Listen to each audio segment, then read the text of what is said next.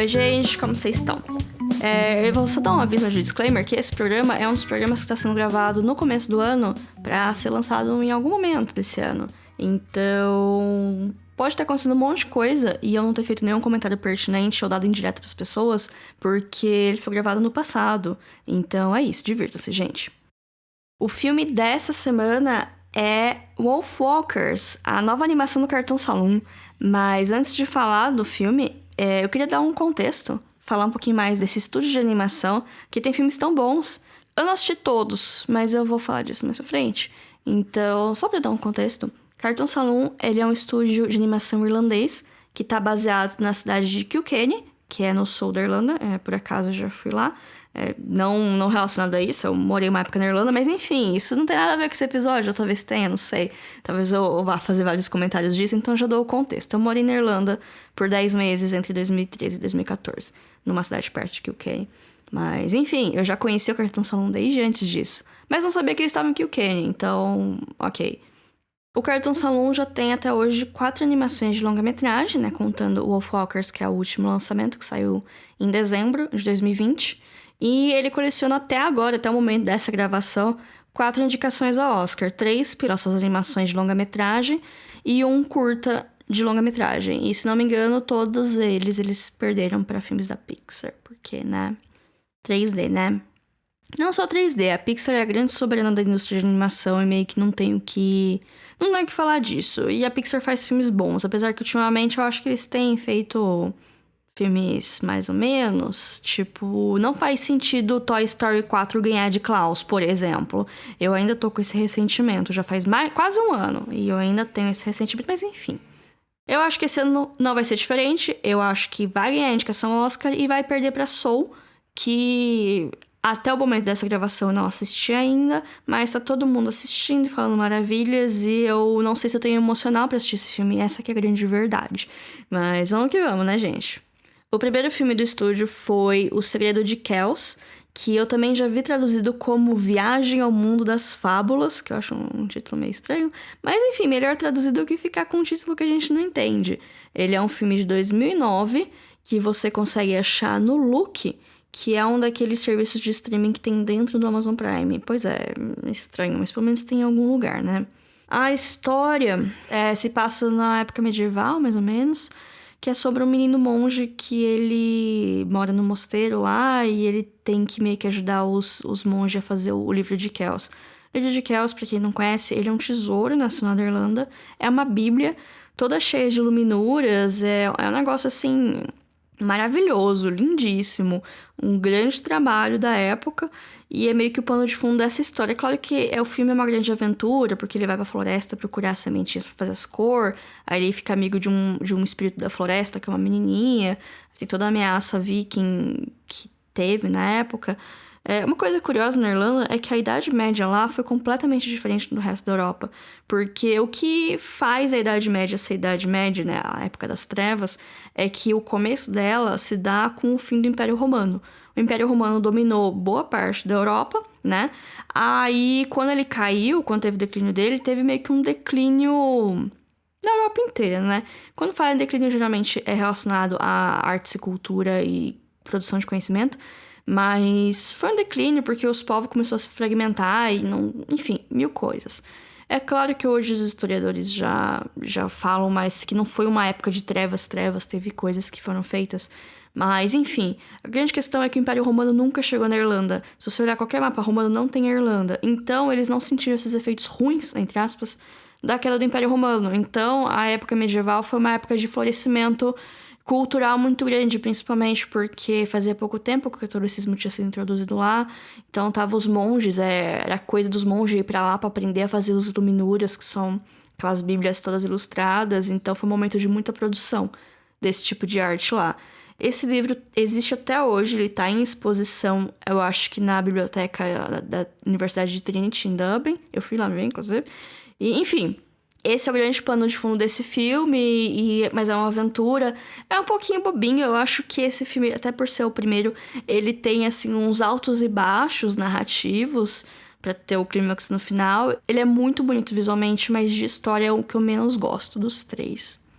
O segundo filme do estúdio é A Canção do Oceano, ele saiu em 2014, teve um intervalo maior, né, entre esses dois filmes.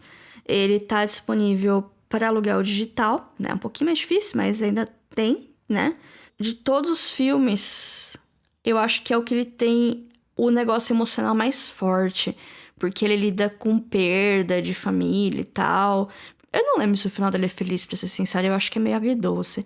Mas faz muito tempo que eu assisti na época que saiu, então já tem aí 6 anos, né? É a história de um menino que ele, né, vive de boa com a família dele, né, com os pais dele, até que a mãe dele some depois de dar a luz pra irmãzinha. Aí ele tem essa coisa de ficar culpando a irmãzinha pela mãe ter sumido, e a irmãzinha dele, ela é muda, ela não fala. Até que um dia, eu não sei o que acontece, mas ela se revela ser uma Selkie. As Selkie, elas são, né, são lendas, né, não de verdade, mas pessoas que se transformam em focas, né, é meio que um troca-peles, por assim dizer.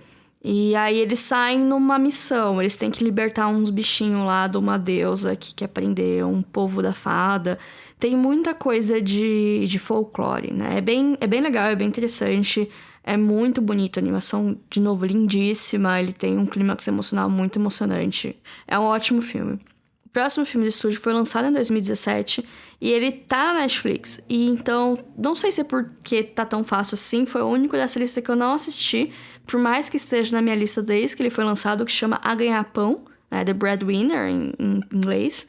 Ele, ao contrário desses filmes, ele é baseado num livro e ele se passa no Afeganistão. Ele conta uma história de uma menina que ela finge ser um rapaz pra conseguir emprego, alguma coisa assim.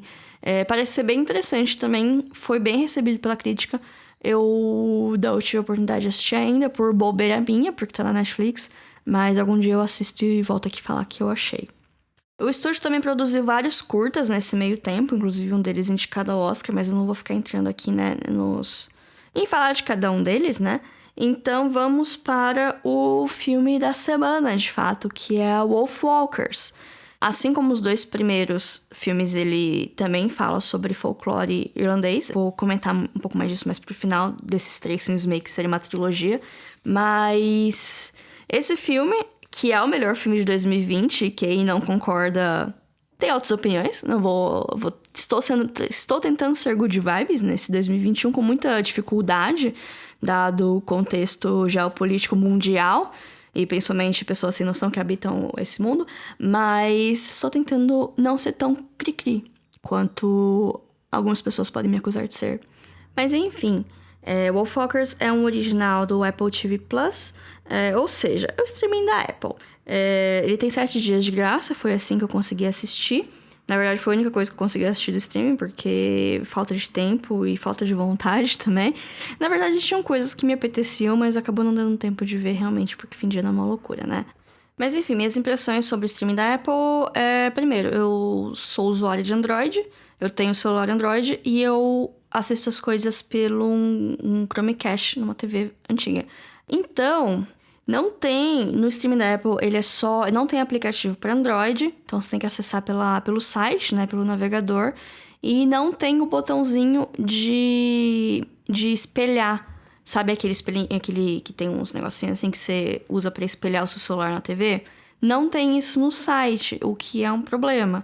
Aí, como o meu celular é um Samsung, ele tem uma ferramenta dessa nativa, que você consegue espelhar a tela inteira do celular para um dispositivo que você quiser. Só que aí ele fica aparecendo os botões da lateral, porque são os botões digitais, não são botões físicos. Eu tenho um A20, tá, gente? É isso, um Samsung A20.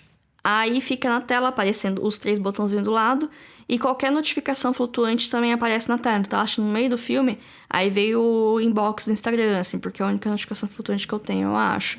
Então, assim, podia ter o botão de espelhar, sabe? Custa alguma coisa? Até o Globoplay online, pelo navegador tem, sabe? Se até a Globo consegue fazer, porque a Apple não consegue, eu acho que é falta de vontade. Acho que eles não se importam com quem não usa os produtos dele, essa é a grande verdade.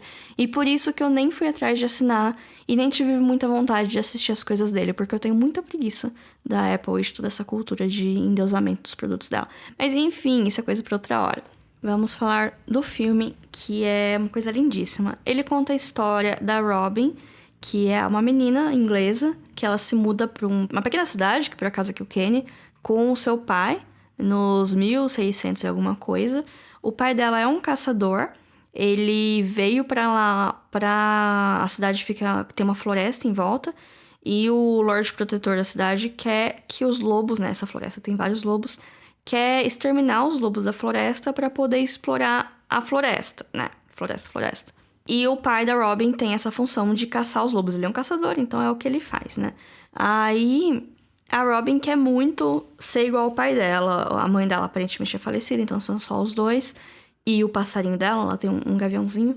Aí ela quer ser dessas pessoas. Eu não quero ser uma mulherzinha que fica em casa limpando. Eu quero ser que nem meu pai. Eu quero ir na floresta e caçar lobo. E não sei o que tem. Até que um dia ela vai escondida atrás dele pra floresta.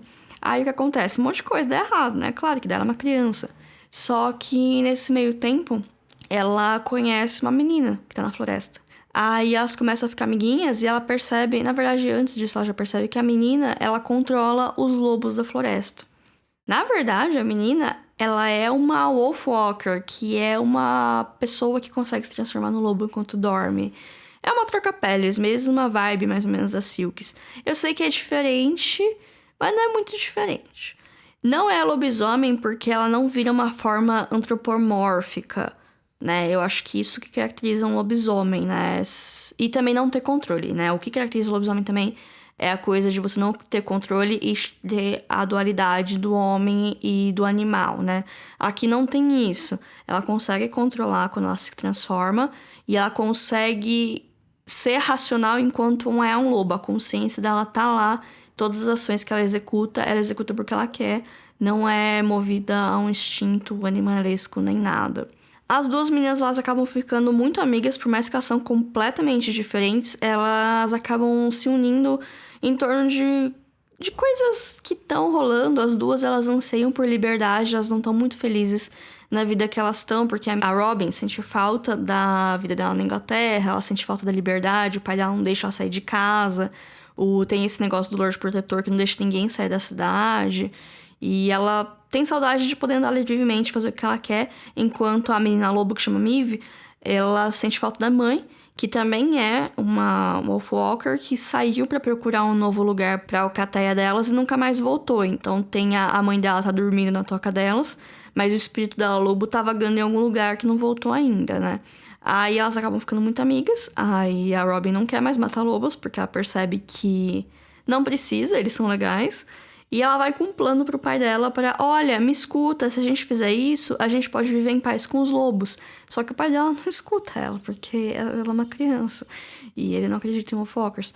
Aí, muitas coisas dão errado. Aí, no final dá tudo certo. Mas tem muita coisa errada que acontece. Você fica, mano, é só ouvir a menina, meu Deus do céu. Dá umas raivas umas horas. Mas é um filme muito bom, não vou dar maiores detalhes. Acontece muita coisa mesmo. Ele não é um filme longo, eu acho que ele deve ter 1h50, não dá 2 horas, o que é ótimo, né? Dado que passamos por um ano onde ninguém sabe mais fazer filme com menos de 2 horas. E não tem gordura no filme, não tem parte que você fala, ai, que parte chata, porque tá passando isso. O que também é ótimo. E a animação é muito bonita, o traço é muito bonito e ainda tem uma questão que tem uma hora que você consegue entrar dentro da cabeça da menina lobo e você vê meio que a visão do lobo, que é uma coisa meio diferente, assim, só com as trilhas de cheiro. Então tem as pessoas, assim, a trilha dos cheiros, dos odores delas, é bem bonito, assim. O filme todo é muito bonito. Algumas pessoas podem acusar o filme de ser político demais, mas o que é ser político demais hoje em dia? É ter opiniões fortes sobre coisas que deveriam ser certas, tipo preservar o meio ambiente, hoje em dia é considerado ser político demais, né? Então, né? Que lugar que estamos? Mas o filme, ele tem pontos muito fortes contra o autoritarismo, porque o grande vilão é essa figura do Lorde Protetor, que é um forasteiro. Ele não é daquela cidade e ele quer, entre aspas, domar a cidade, ele quer ter um apagamento cultural das pessoas ali, né? Dá a entender que ele é inglês, talvez seja uma metáfora. Talvez seja uma referência à colonização inglesa que teve na Irlanda, né? Porque isso foi uma coisa que aconteceu. Ele tem essa crítica sobre você colonizar um povo e apagar a cultura dele, né? Seja através de uma colonização política, uma colonização religiosa, etc. Existem várias formas de dominar um povo. e existem bastante críticas a isso. Algumas são mais claras que outras, mas também tem uma mensagem muito forte sobre preservar tradições e sobre preservar a floresta, principalmente. Porque a grande coisa é que o Lorde Protetor quer que acabe com os lobos para eles conseguirem explorar a floresta. E tem uma hora que ela vai falar isso pra menina loba, e a menina loba fala, vocês já podem ficar perto da floresta, tipo, na margem da cidade, tem um pouquinho de floresta, corta as árvores ali, cria seu gado ali, tipo, tem espaço pra isso, você não precisa entrar dentro da floresta pra fazer isso, sabe? Dá pra ter um equilíbrio. E é uma criança que fala isso, sabe? E não, o cara quer explorar a floresta inteira. Tanto tem uma hora que ele quer tacar fogo na floresta só pra acabar com os lobos, sabe? Então, tem nessa parte também que, querendo ou não, são pautas que todo mundo devia defender, independente do espectro político que você acha que você tá. Defender o meio ambiente e ir contra figuras autoritárias e tudo mais. Wolfwalkers é a terceira parte do que é chamado, meio que informalmente, da trilogia de lendas irlandesas, do Tom Moore, que é o diretor desses 3 filmes. Esses 3 filmes, eles não têm ligação de história entre si. São histórias independentes que podem ser assistidas de maneira independente. Mas são 3 filmes que eles têm elementos muito comuns entre eles, né? Um deles é usar o folclore irlandês como pano de fundo e elemento principal, principalmente para as coisas mágicas e para explicar as coisas mágicas e definir o mundo, né? Mas também existem outros pontos interessantes de similaridades entre eles, né? Todos os 3 têm protagonistas humanos, são crianças humanas, né? Crianças, aspas, normais, que são os protagonistas. No Segredo de Kells e na Canção do Oceano são meninos, no Wolfwalkers é uma menina, todos com idade aproximada de, sei lá, uns 10, 12 anos mais ou menos. E com o tempo eles acabam fazendo amizade com uma menina, aspas, mágica. Todos os 3 têm a personagem fantástica, que é uma menina também de idade próxima da deles, que vai ajudar eles a cumprir a missão deles na história e também para ter o grande clímax emocional e a grande lição a ser aprendida.